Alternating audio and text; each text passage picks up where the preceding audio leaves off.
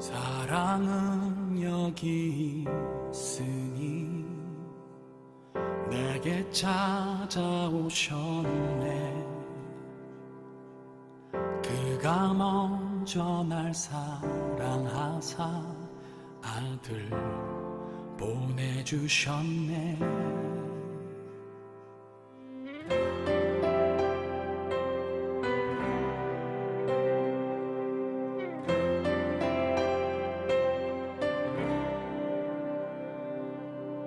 사랑은 여기 있으니 내게 찾아오셨네.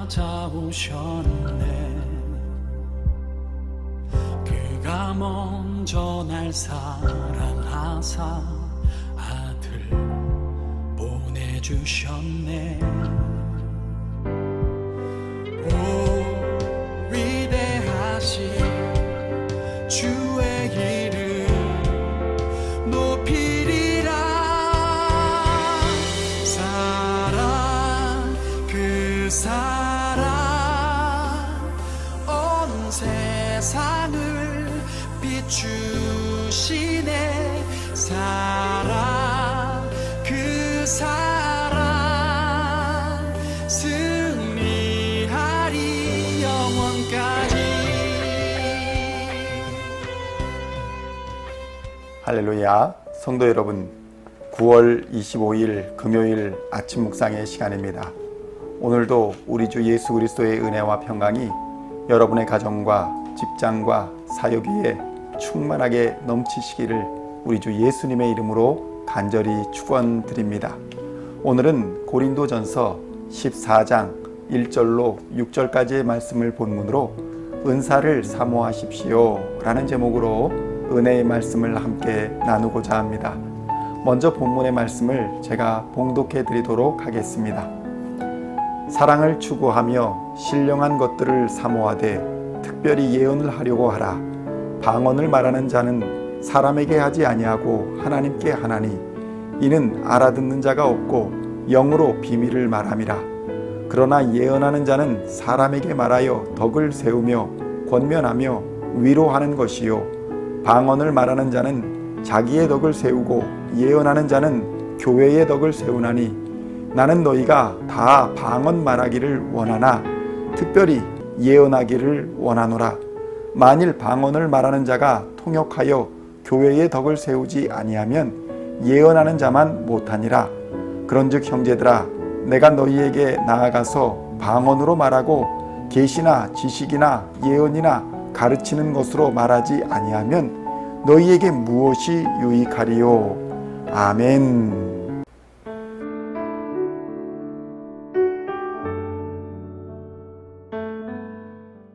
성도 여러분, 바울은 은사에 대하여 말하면서 사랑을 계속하여 강조하여 왔습니다. 그러나 우리가 여기서 주목하여야 할 것은 바울이 다른 은사를 무시하거나 결코 가볍게 여기지 않았다는 것입니다. 1절에서 바울은 무엇보다 은사를 사모하고 받기를 구하라고 강조하고 있습니다.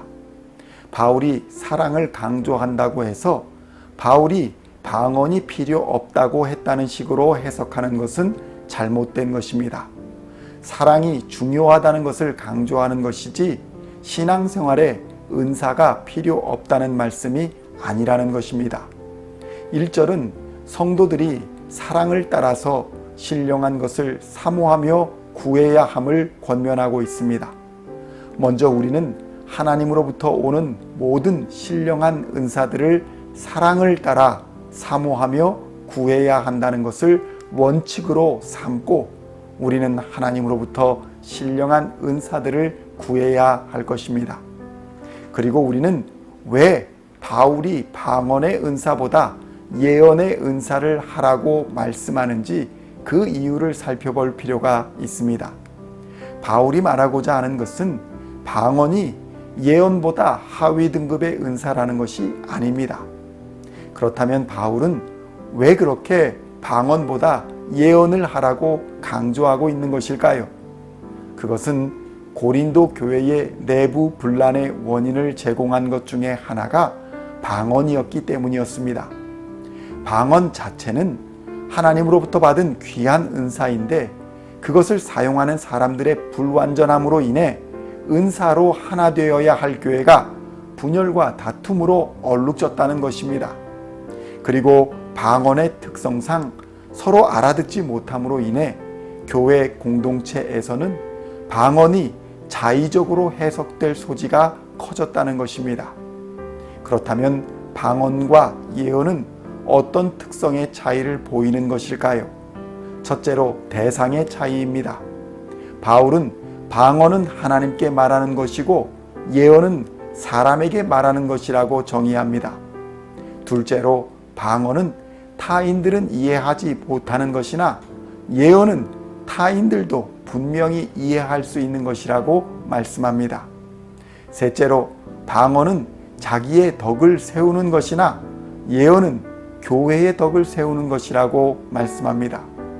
넷째로 방언은 통역이 없으면 교회에 무익하나 예언은 통역이 없어도 교회에 유익을 준다고 말씀하고 있습니다. 마지막으로 방언은 믿지 않는 자들을 위한 표적이나 예언은 믿는 자들을 위한 표적임을 우리에게 알려줍니다. 성도 여러분, 방언은 매우 귀중한 은사입니다. 그러나 이것의 특성을 잘 이해하지 못하고 교회의 덕을 세우지 못하면 아무 소용이 없는 것입니다. 그것은 방언만 그런 것이 아닙니다. 방언이 외적으로 신비해 보이며 개인적인 은사로서 특별해 보이는 것은 분명합니다.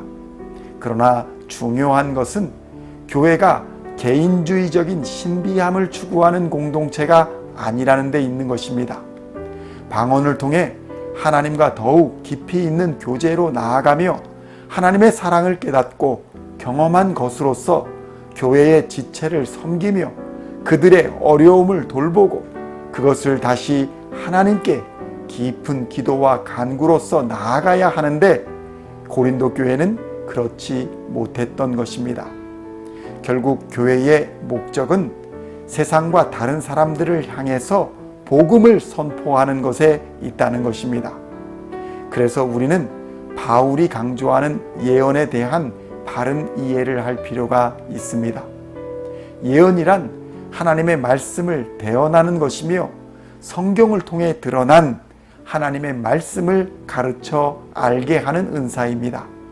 즉 말씀이 육신이 되신 예수 그리스도를 증거하는 일이 예언인 것입니다. 또한 이러한 예수 그리스도를 증거하는 예언은 덕을 세우며 권면하며 위로하는 방식으로 하여야 한다고 바울은 말씀합니다. 3절의 말씀입니다. 그러나 예언하는 자는 사람에게 말하여 덕을 세우며 권면하며 위로하는 것이요. 아멘. 그러므로 하나님의 말씀을 믿지 아니하는 자나 이웃에 전할 경우에는 덕을 세우며 권면하며 위로하는 자세와 방식으로 말씀을 전해야 한다는 것입니다. 이것이 예언의 특징입니다. 우리는 모두 하나님의 말씀을 전해야 합니다. 그리고 그것은 가정과 교회 공동체를 더욱 유익하게 할 것입니다. 성도 여러분, 우리는 예언이라고 표현되는 하나님의 말씀을 전하며 덕을 세우고 서로를 위로 격려하며 용기를 북돋아 주는 은사를 발휘해야 하는 것입니다. 그러니 구하는 자에게 후히 주시는 하나님을 믿고 은사를 구하시기를 우리 주 예수님의 이름으로 축원드립니다. 사랑을 따라 구하는 자는 하나님의 거룩한 은사를 받게 될 것입니다. 오늘도 하나님의 은사를 적극적으로 구하시고 부어주시는 하나님의 능력으로 오늘도 승리하시는 성도님들 다 되시기를 우리 주 예수님의 이름으로 간절히 축원드립니다. 기도하시겠습니다. 우리에게 은사를 부어주시기를 원하시는 하나님 아버지, 이 시간 세상을 이길 거룩한 하나님의 은사를 모두에게 부어 주시옵소서. 사랑을 따라 구하는 자들에게 전신갑주를 입혀 주시고 교회와 가정 공동체의 덕을 세우며 하나님의 말씀을 통해 서로를 위로하고 격려할 뿐 아니라 용기를 북돋아 주는 우리가 되게 하여 주시옵소서. 예수님의 이름으로 기도하옵나이다. 아멘.